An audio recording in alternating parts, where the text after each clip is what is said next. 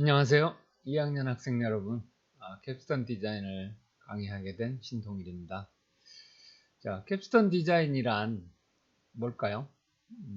그거는 학생들이 배운 지식을 활용하여 상품 개발을 위한 여러 가지 단계를 경험해보는 팀 단위 활동입니다. 참 좋은 건데, 사실 여러분들, 즉 2학년들이 수행하기에는 살짝 아쉬움이 있는 부분입니다. 왜냐면은 보통 캡스톤 디자인은 한 학교에서 마지막 학년, 즉 여러분 같으면 3학년 혹은 4학년에 수행하는 게 적합한 과목이라 여러분이 할 만한 게 좀 약간 한계가 있습니다. 그래서 일반적으로 다른 어떤 과정에서 하는 캡스톤 디자인처럼 진행하기는 어려워서 어느 정도 적정하게 한계를 정해 가지고 공부하는 식으로 진행을 하도록 하겠습니다.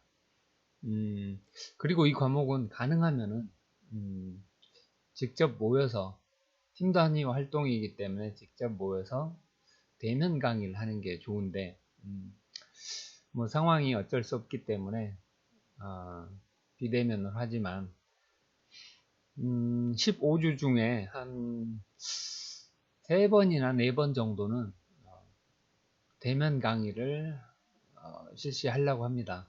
일단 그게 정해지면은 서로 공유해서 협의해서 하도록 하겠습니다. 자, 그러면은 그동안 제가 여러 가지 CAD나 기계제도 강의할 때 여러 번 강조했던 것 그런 것들을 잠시 복습을 해 보도록 하겠습니다. 복습은 뭐 밥 먹는 것 같은 거죠. 어머니가 밥 먹어라 라고 하는 거를 아침에 했다고 점심때 또 들으면 화나는 사람은 없죠. 저녁 때 또 밥 먹어라 라고 해도 화나지는 않을 겁니다. 마찬가지로 제가 복습했던 거, 그러니까 옛날 했던 거를 또 이야기하는 이유가 그렇습니다. 중요하기 때문에 여러분들이 설계 능력을 갖추기 위해서는 꼭 필요한 거기 때문에 반복하는 것입니다. 그래서 중요한 거구나 라고 이해해 주었으면 좋겠습니다. 자, 그러면은 복습을 한번 해보겠습니다. 자, 설계란 무엇일까? 제가 참 여러 번 질문을 했는데 제가 정의하는 거는 어떤 일을 하거나 혹은 물건을 만들거나 또는 상품 개발을 위해서 실현 가능하며 구체적이고 상세한 계획을 세워서 시각적으로 표현하는 것.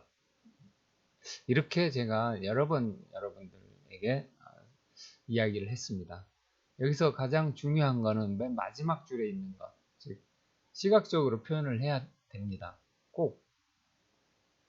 그리고 설계라는 거는 설계하는 행위 자체도 물론 중요한 가치가 있지만은 그 설계된 걸 가지고 어떤 걸 뭐 일을 하거나 물건을 만들기 위해서 활용을 한다는 데 의의가 있습니다. 그래서 설계 결과물을 자기가 쓸 수도 있지만은 다른 사람이 활용하는 경우가 대부분입니다. 그래서 시각적으로 표현을 해놔야 그게 언제 어디서든지 다시 볼 수 있고 어떤 오해 없이 정확하게 의사 전달을 할 수가 있습니다. 뭐 시각적인 표현이 아니고 예를 들어서 뭐 청각적인 표현이다, 즉 말로 하는 거겠죠. 근데 말로 하는 거는 실시간이고 남아있지 않기 때문에 지나가죠. 아무리 녹음을 해놓는다 하더라도 그걸 듣는 순간 이렇게 계속 흘러가기 때문에 많은 정보를 정확하게 표현하고 전달하기가 어렵습니다. 그래서 설계라는 거의 최종 결과물은 반드시 시각적인 표현이 필요하다. 그거를 꼭 명심해 주시기 바랍니다. 그리고 결과물들은 보면은 어떤 일을 하기 위해서는 조그만 사진처럼 어떤 계획표를 세우는 게 설계가 될 수 있겠고요. 상당히 구체적으로 작성을 했죠. 초등학생이 작성을 했지만, 혹은 물건을 만들기 위해서는 이러한 도면을 그리게 되죠. 도면 없이 물건을 만드는 거는 아주 오래전에는 했을지도 모르겠지만 요즘은 도면 없이 물건을 못 만들죠. 자, 그러면은 하나의 예를 들어볼까요? 여러분들 뭐 자동차 참 좋아하죠? 남학생들은 특히 남자들은 어렸을 때 한 두세 살부터 굉장히 좋아했고, 여자들은 어떻게 좋아하는지는 잘 모르겠어요. 좋은 차를 가진 사람을 좋아하는지 모르겠지만, 자, 어쨌든 신차를 개발하는데 옛날에는 이렇게 아주 옛날 차죠. 1900 아마 한 70년대 차가 아닐까 싶은데, 저도 한 번도 본 적은 없지만, 이 당시에는 자동차를 개발하기 위해서는 그냥 뚝딱 만드는 게 아니고 어떤 계략적인 디자인을 하면 한번 만들어 봅니다. 뭘로? 클레이 모델이라고 해서 진흙으로 만들어 가지고 이렇게 모양을 보고 크기를 보고 느낌을 보고 이렇게 해서 이렇게 생겼으니 괜찮다 혹은 뭐 수정하자 이런 식으로 진행을 했죠. 자, 그럼 요즘 같은 이런 차를 개발할 때에는 일단 설계를 하죠. 설계를 한 거를 이렇게 입체도로, 여러분이 지금은 아니고 아마 막 배우게 될 3D CAD 3차원으로 가상 공간에다가 형상을 이렇게 만들죠. 그래가지고 이렇게 생겼구나, 이런 느낌이네 라고 이제 만들죠. 근데 가상 공간에 있는 것만 가지고는 어떤 현실에서 실물로 만들어서 보는 거하고는 약간 다른 결과를 갖습니다. 그런 다른 느낌을. 그래서 이렇게 물론 입체로 이런 식으로 모델링을 하더라도 옛날처럼 이렇게 현실의 실물 크기로 만들어서 물론 테스트를 하죠. 근데 다만 3D로 설계해서 먼저 한번 검토하게 되면은 이렇게 처음부터 바로 만드는 것보다 이 수정 횟수를 확실히 많이 줄일 수가 있습니다. 그래서 옛날에는 신차 개발을 하기 위해서는 이런 클레이 모델을 만들어 보고, 그 다음에 이제 여러 가지 부품들, 이 표에 나와 있는 것처럼 기초 부품, 그 다음에 시스템이라고 하는 어떤 큰 여러 개의 부품들이 합쳐진 덩어리, 그 다음에 전체 자동차, 이런 단계로 해서 많은 부품들을 방금 이야기한 이런 단계를 거쳐서 개발을 해 갑니다. 그리고 또 이쪽으로 봤을 때는 Basic Research and Development, 그죠? 기초 연구 개발 단계를 거쳐서 그 다음에 어느 정도 되면은 이제 공학적인 개발, 그 다음에는 이제 제품 개발, 이런 식으로 이제 단계를 쭉 거쳐갑니다. 이 한 단계 걸칠 때마다 굉장히 여러 번 이렇게 클레이 모델을 만드는 것처럼 많은 테스트를 해서 이 자동차가 팔리겠다 혹은 안전하겠다 아니면 뭐 효율이 좋겠다 이런 거를 다 검증하고 넘어갑니다. 그래서 여기 단계에 걸친 표를 보면은 화살표대로 쭉 가는 것 같지만은 실제로는 갔다가 여기서 몇 바퀴 돌고 다시 이렇게 시스템이나 뭐 공학 개발 쪽으로 이렇게 넘어가는 단계에서 여러 번 왔다 갔다 합니다. 그 다음에 최종 제품 크기로 가면서도 제품 개발 단계에 오면서도 많이 이렇게 회전을 합니다. 돌고 왔다 갔다. 그렇게 하다 보면은 뭐가 문제냐면은 일단 시간이 많이 걸릴 것 같죠. 계속 갔다가 다시 돌아와서 또 새로 하니까. 또 다른 문제는 뭐 생각해보면 알겠지만 돈이 많이 든다는 거죠. 돈이 얼마나 많이 드냐, 예를 들어서 이런 코티나처럼 옛날, 즉 70년대나 80년대에는 신차를 하나 개발하는 경우에 우리나라 기준으로 약 5천억 정도 든다고 했어요. 그 당시 5천억이라면은 지금에서는 훨씬 더 큰 금액이겠죠. 예를 들어서 막 지금으로 치면 한 2조 원이나 뭐 한 5조 원 가까이 되지 않을까요? 5조 원은 안 되겠지만, 그래서 조 단위는 넘어갈 겁니다. 그 당시에 5천억이라고 하면. 근데 지금은 그 당시에는 요 신차 한 모델을 개발하는데 약 5년쯤 걸렸답니다. 5년이면은 굉장히 긴 시간이죠. 근데 요즘은 어떻게 되느냐, 이런 차를 하나 개발하는데 기간은 약 3년 혹은 더 짧아질 수도 있는데 약 3년 정도 걸린다고 합니다. 그리고 돈은 똑같이 많이 들죠. 왜냐면은 지금은 5천억보다 더 들겠죠. 왜냐면은 부품 수가 굉장히 늘어나고 기능과 성능이 대폭 향상됐기 때문에 굉장히 많은 효율적인 방법을 찾아서 개발 단계를 거친다 하더라도 비용은 좀 많이 듭니다. 그래서 요즘은 3차원 모델링을 하고 그거를 실제로 물건을 만들어 보기 전에 유한요소법 뭐 하여간 그런 게 있어요. 컴퓨터를 동원해서 요게 어느 정도 힘을 버티는구나, 혹은 어느 정도까지는 괜찮다, 이런 거를 실험을 해봅니다. 실제 물건을 만들기 전에. 근데 옛날에는 실제로 물건을 만들어서 뭐 휘어보고 뭐 두드려 보고 했겠죠. 부셔보기도 하고. 그 다음에 자동차는 안전성이 굉장히 중요하기 때문에 실제로 자동차를 만들어서 요 인형을 차에 태워서 충돌 실험을 하기 전에 마찬가지로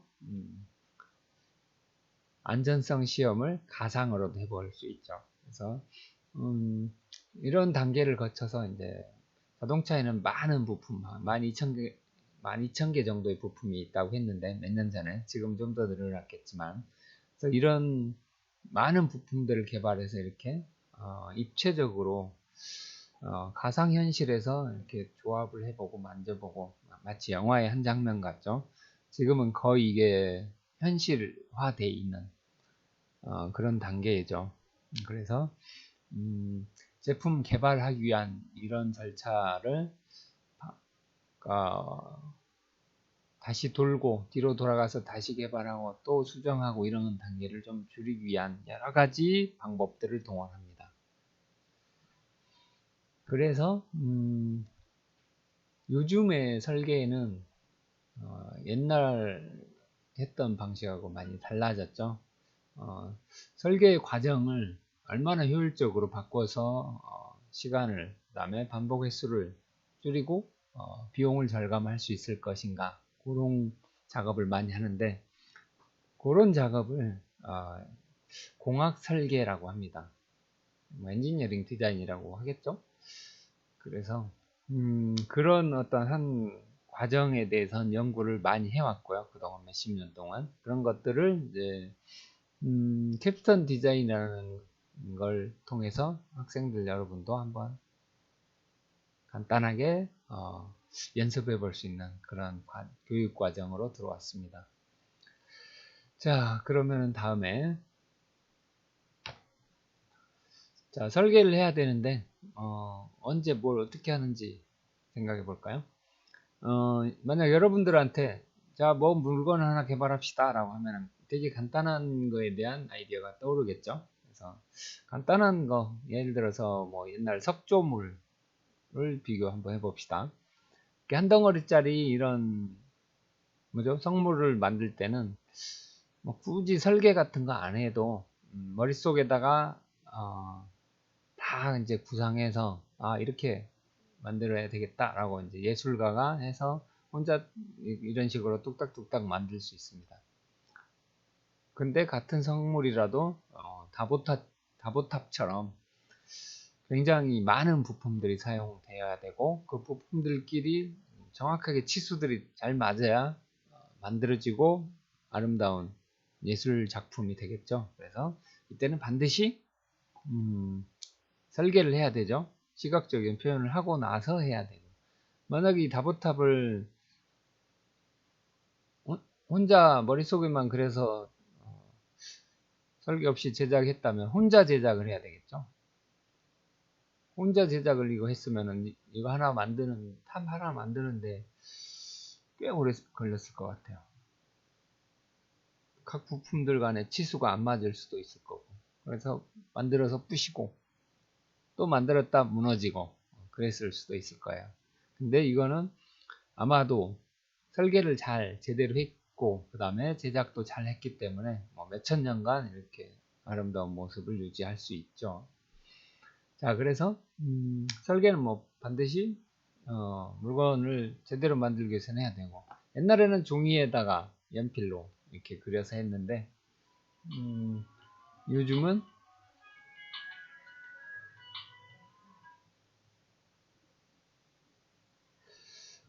요즘은 여러분들이 해봤다시피 컴퓨터 시스템의 소프트웨어를 활용을 해서 이런 설계를 하게 되죠. 많이 해봤으니까 알죠.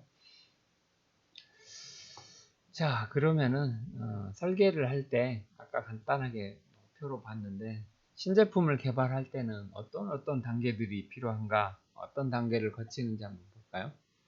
신제품을 개발한다 그러면 일단 아이디어를 만들어내죠. 아이디어 창출, 여러 가지 아이디어를 만들고, 그 다음에 아이디어 중에서 요게 좋다라는 거를 이제 선별하는데, 이때는 뭐 제비뽑기나 뭐 선착순, 가위바위보 이런 게 아니고 어떤 아이디어 중에서 이게 좋다라는 거를 합리적인 논리를 가지고 분석을 해서 선택을 합니다. 아이디어 창출 및 선별도 공학적인, 그러니까 그런 이론이 갖춰졌고요. 그 다음에 컨셉 개발을 하는데 컨셉트카처럼 뭐 그런 단계라고 보면 됩니다. 컨셉 개발해서 만들어서 테스트 해보고, 그 다음에는 제품 개발 단계가 있는데, 여기에서는 돈 벌기 위한 부분도 따져야 되겠죠. 그 다음에 제품 설계하고 실제 제품을 만들어 보죠. 그 다음에 시험 마케팅을 하죠. 이게 현대에선 상품은 팔기 위해서 만들죠, 대부분은. 그래서 팔기 위해서는 여러 가지 뭐 제약도 있고 필요로 한 것도 있죠. 그래서 한번 팔기 위해서는 어떤 걸 해야 되는지 일단 준비하고 뭐 한번 팔아보기도 하고 그러죠. 그 다음에 다시 제품 출시 단계 전에 다시 제품 설계를 좀 변경하고 수정하고 이렇게 하겠죠. 그 다음에 이제 제품 출시하고, 이쪽은 캡스톤 디자인하고 상관없으니까 사실 4번, 5번은 캡스톤 디자인 단계에서는 그다지 깊게 들어가지 않아도 됩니다. 자, 그러면은 제품 개발 단계는 이렇고, 자, 여러분, 우리는 기계 혹은 눈에 보이는 물건을 설계하는 쪽을 공부하고 있으니까 그걸 기준으로 한번 해봅시다. 여기서 기구 설계라고 했는데, 기구 설계 프로세스, 기구 설계라고 하는 거는 눈에 보이는 물건을 개발하기 위한 설계라고 생각을 하면 되겠습니다. 그래서 단계를 보면 맨 먼저 레이아웃 설정을 하고, 그 다음에 조립도 설계를 한 다음에 DR은 디자인 리뷰라고 하죠. 설계에 대한 평가, 그 다음에 조립도 설계가 이제 1차 끝났으면은 부품도를 설계를 하죠. 물론 디자인 리뷰 후에 다시 뒤로 돌아가서 조립도 설계가 변경되죠. 그 다음에 부품도 설계를 하게 됩니다. 부품도 설계하다가도 조립도 설계가 좀 수정되기도 하죠. 2단계에서는 시뮬레이션이라고 실제 물건을 만들어서 테스트해 보는 것, 옛날에는 그랬죠. 지금은 컴퓨터 소프트웨어를 활용해서 가상으로 만들어서 테스트를 해봅니다. 그 다음에 부품도 설계가 끝나면 뭐 워킹 목업이라고, 아까 그 클레이 모델처럼 일단 간단한 어떤 형상을 만들어 보고 이때 다시 검토를 하죠. 이 단계에서도 뭐 시뮬레이션 필요하고요. 다시 뒤로 돌아가서 조립도부터 바뀌는 부분이 있을 수 있습니다.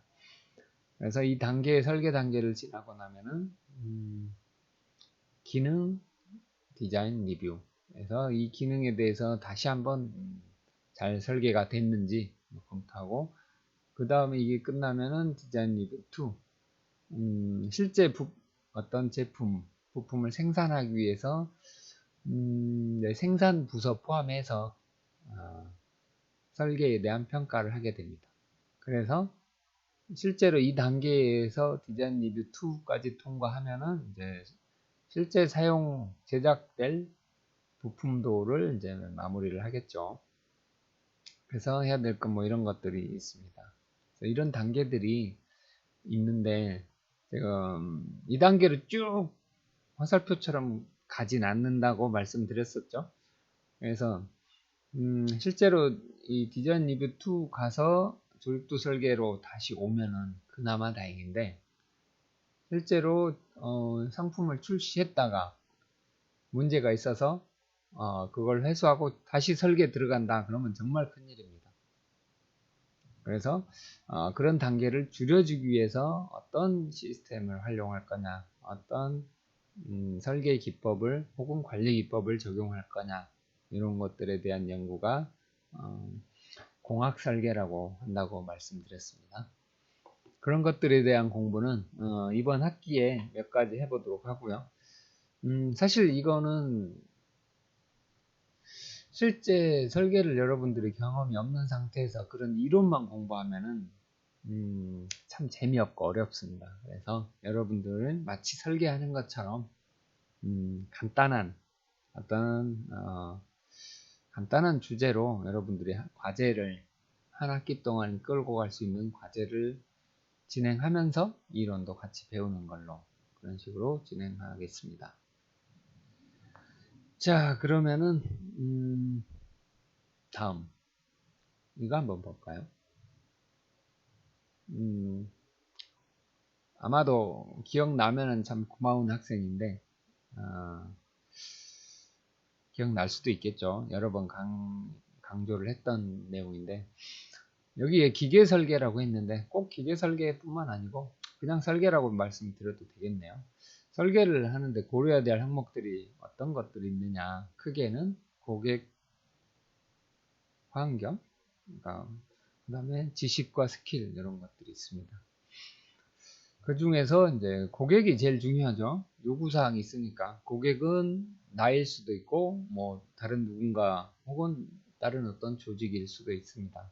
그래서 고객이 요구사항이 뭐냐, 뭐 품질과 가격과 그 다음에 언제 필요하냐, 이런 것들에 대한 요구사항, 그 다음에 고객이 요구한다고 다 되는 건 아니죠. 요즘 뭐 러시아에 물건 팔지 마라 라고 하는 것처럼 고객이 요구하는 거에도 제약사항은 있습니다.